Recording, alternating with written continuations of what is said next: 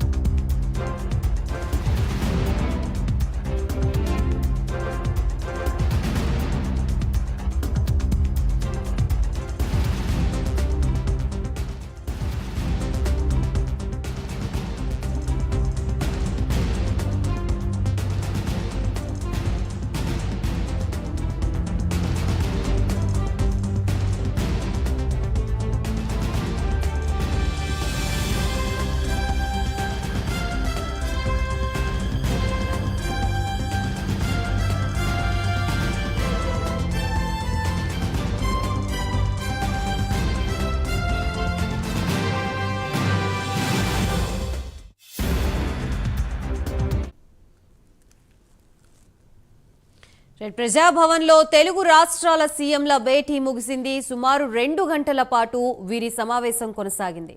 2 కమిటీలు వేయాలని ఇరు రాష్ట్రాలు నిర్ణయించాయి. మంత్రులతో ఒక కమిటీ, అధికారులతో మరొక కమిటీ వేయాలని సమావేశంలో నిర్ణయించారు. విభజనకు సంబంధించిన కీలక అంశాలపై భేటీలో చర్చ జరిగింది. భద్రాచలం నుండి ఏపీలో కలిసిన 5 గ్రామాల్ని తెలంగాణ ప్రభుత్వం అడిగింది. ఇదే విషయంపై కేంద్ర హోంశాఖకు లేఖ రాయాలని నిర్ణయించింది. హైదరాబాద్లో కొన్ని భవనాలు కావాలని ఏపీ అడిగింది. అయితే స్థిరాస్తుల్ని ఇచ్చే పరిస్థితే లేదని సీఎం రేవంత్ తేల్చి చెప్పినట్లుగా సమాచారం.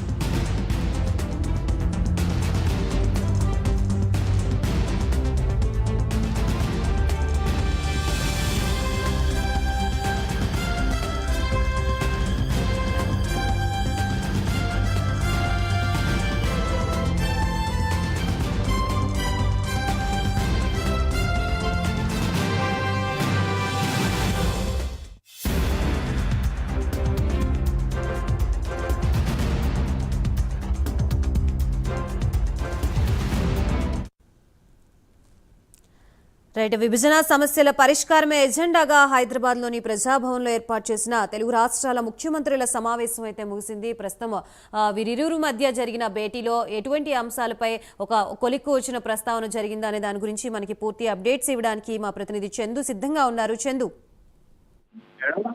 జైత్రి ప్రజాభవన్లో ఇరు రాష్ట్రాల ముఖ్యమంత్రుల భేటీ ముగిసింది. ప్రస్తుతం మరికాసేపట్లో చంద్రబాబు నాయుడు తన నివాసానికి బయలుదేరి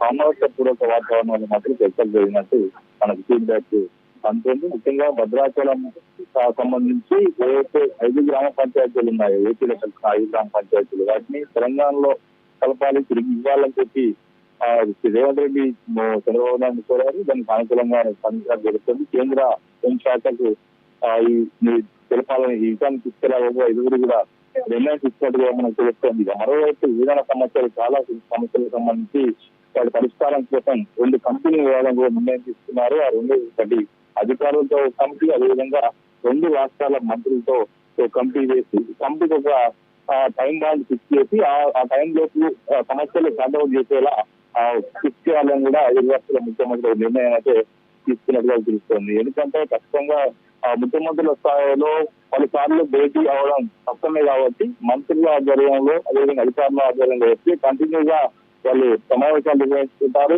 ఈ ముఖ్యంగా చాలా పెండింగ్ లో ఉన్న సమస్యలన్నింటినీ పరిష్కరించుకుంటారనే అభిప్రాయంతో 2 ముఖ్యమంత్రులు ఉన్నారు. ఆ నేపథ్యంగా కమిటీని వేయాలని నిర్ణయం తీసుకున్నారు. ఖచ్చితంగా కమిటీ అంటే ఒక కమిటీపై కాలపరిమితి అయితే ఉంటుంది. ఖచ్చితంగా అది 3 నెలల, 6 నెలల, సంవత్సరం ఈ లోపలనే ఆ సమస్యలు పూర్తి చేసుకోవాల్సి ఉంటుంది. కాబట్టి దానికి టైం బాండ్ అయితే ఫిక్స్ చేసుకుంటారు.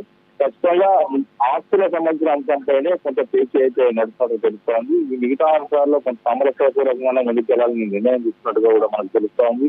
ముఖ్యంగా ఆస్తులు అయితే హైదరాబాద్ లో ఉన్నటువంటి ఆస్తుల విలువ ఎక్కువ కాబట్టి ఆ ఆస్తుల విషయంలోనే కొంత ఏపీ పట్టుబడుతుంది. ఎందుకంటే ఇప్పటికే ఆస్తులు హైదరాబాద్ లో ఉన్న ఆస్తులు కోల్పోతే కొంత నష్టం నటించడం అనేది ఏపీ ప్రభుత్వం వాదన. ఎందుకంటే ఒకవేళ అలాంటి నిర్ణయాలు కనుక ఒకవేళ తెలంగాణలో ఆస్తులు వద్దనుకుంటే మాత్రం అక్కడ ఉన్నటువంటి ఏపీ ప్రభుత్వానికి ప్రతిపక్షం నుంచి తీవ్ర విమర్శలు ఎదుర్కోవాల్సి వస్తుంది. కాబట్టి ఆ దిశగా ఎలాంటి నిర్ణయాలు అయితే తీసుకోలేదు. మరోవైపు ఒకవేళ ఇక్కడ హైదరాబాద్ లో ఉన్నటువంటి ఆస్తులు కనుక ఏపీకి కొంత షేర్ ఇస్తే మాత్రం ఇక్కడ కూడా ప్రతిపక్షాల నుంచి ప్రభుత్వానికి విమర్శలు వచ్చాల్సిన పరిస్థితి. ఈ నేపథ్యంలో కొంత సామరస్యపూర్వకంగా దాన్ని కొంత ఆలోచించి నిర్ణయాలు తీసుకోవాల్సి ఉంటుంది. కాబట్టి వాటి కోసమే కమిటీలు వేసినట్టుగా నాకు స్పష్టంగా అర్థమవుతుంది. మరోవైపు విద్యుత్ సంస్థలకు సంబంధించినటువంటి అప్పులు ఏవైతే ఉన్నాయో 2 రాష్ట్రాల్లో చర్చిస్తున్నారు. ముఖ్యంగా తెలంగాణ ఇవాళ ఏపీ ఇవ్వాలని చెప్పిన 24,000 కోట్లు చెప్తున్నారు. ముఖ్యంగా 7,000 కోట్ల రూపాయలు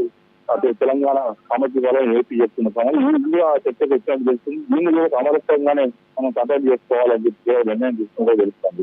ఇక మరోవైపు ఈ నీటి వాటాలకు సంబంధించిన అంశం కూడా చర్చకు వచ్చాక తెలుస్తుంది. ముఖ్యంగా శ్రీశైలం నికర జలాలకు సంబంధించి ఏదైతే ఉన్నాయో ప్రతిసారి కూడా ఒక గొడవ అయితే చెలబోతుంది 2 రాష్ట్రాల మధ్య. ఈ నేపథ్యంలో వాటి విషయంలో కూడా ఖచ్చితంగా ఒక నిర్దిష్టమైనటువంటి టైం ఫ్రేమ్ కృషి చేసుకొని ఖచ్చితంగా సమస్యను పరిష్కారం చేసుకోవాలని కూడా నిర్ణయానికి వచ్చినట్టుగా కూడా మనకు తెలుస్తా ఉంది. ముఖ్యంగా మరోవైపు హైదరాబాద్ లో ఉన్నటువంటి కొన్ని లేఖలు గెస్ట్ హౌస్, సిఐడి భవనాలు కావచ్చు, సిఐడి గెస్ట్ హౌస్ కావచ్చు, ఇలాంటి కొన్ని భవనాలు ఉన్నాయి. ఆ భవనాలు కూడా ఏపీ కిందనే ప్రస్తుతం నడుస్తా ఉన్నాయి. వాటికి తెలంగాణ కావాలంటే కానీ ఆ విషయంలో మాత్రం కొంత ఏపీ ప్రభుత్వం సత్యంగా అంటున్నట్టుగా కూడా మనకు తెలుస్తా ఉంది.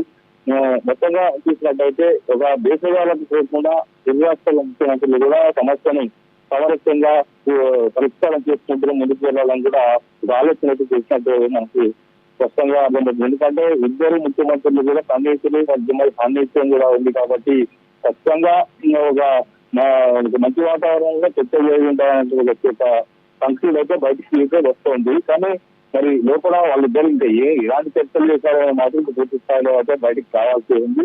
మొత్తంగా చూసినట్టయితే 2 రాష్ట్రాలు 10 ఏళ్ళు అంటే రాష్ట్ర విభజన జరిగి 10 ఏళ్ళు కూడా పూర్తి అయిపోయింది. ఈ నేపథ్యం 10 ఏళ్లలో ఏ ఒక్క సమస్య తెలిసి రానందున గతంలో కనుక కొన్ని అంశాలపై కొన్ని అంశాలు తెలిసి వచ్చినట్టయితే ఇంత పెద్ద చర్చ జరిగే ఉండేది కాదు. కానీ 10 ఏళ్లలో ఏ ఒక్క సమస్య పరిష్కారం నేర్చుకోలేదు. కాబట్టి ఈ చర్చల ద్వారా ఈసారి దానికి పులిస్తా పడుతుందనేటువంటి ఆసక్తి ఈ 2 రాష్ట్రాల ప్రజలలో ఉంది.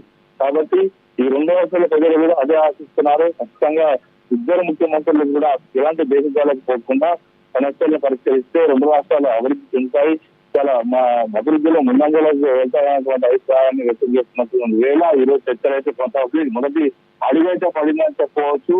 ఇది మాత్రం 2 తెలుగు రాష్ట్రాలకు ఈ రోజు బిగ్ డే గానే మనం చెప్పుకోవచ్చు గాయత్రి. రైట్ చందు, ఈ భేటీ అనంతరము ఉమ్మడి తెలుగు రాష్ట్రాలకు సంబంధించిన సీఎంల ప్రెస్ మీట్ ఏమైనా ఉండే అవకాశం ఉందా? దానికి సంబంధించి ఏమైనా డీటెయిల్స్ తెలుసా? అంటే ముందుగా అయితే ప్రెస్ మీట్ పెట్టాలని ఒక అరేంజ్మెంట్ అయితే ఇక్కడ అధికారులు చేశారు. కానీ ఇప్పుడు ప్రస్తుతం సిచ్యువేషన్ చూస్తుంటే మాత్రం అలాంటి పరిస్థితి అయితే కనిపించడం లేదు.